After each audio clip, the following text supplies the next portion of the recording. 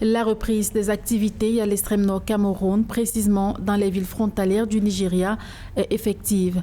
Apeurées et séquestrées par les attaques terroristes à répétition, les populations retrouvent leur sérénité loin de la peur de l'ennemi Boko Haram.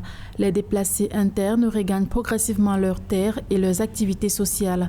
À Amchide, Fotokol, Kolofata ou Moura, la circulation est rétablie et les prises d'otages ont diminué de façon effective.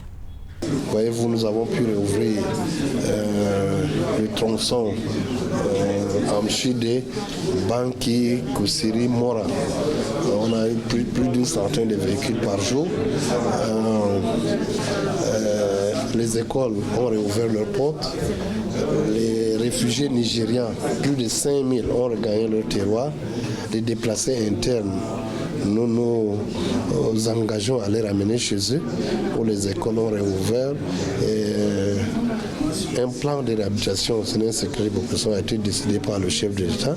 Le MINEPAD est en train de mettre les petits plats dans les grands. Le PNUD et d'autres partenaires au développement sont à pied d'œuvre.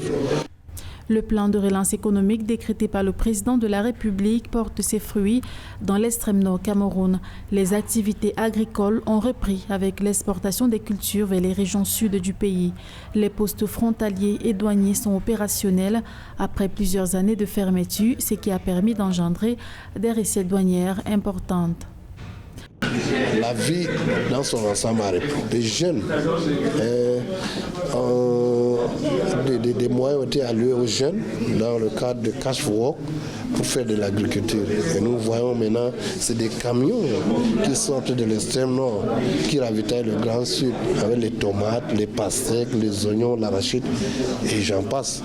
Donc de manière générale, on peut dire que la vie a repris dans la région de l'extrême nord. Rappelons que depuis 2014, les attaques terroristes à l'extrême nord Cameroun ont forcé plus de 321 000 personnes à fuir leur communauté. D'après un rapport du gouvernement, 40 000 habitations, 128 000 établissements scolaires, 30 centres de santé et plus de 240 forages ont été détruits lors des incursions terroristes de Boko Haram.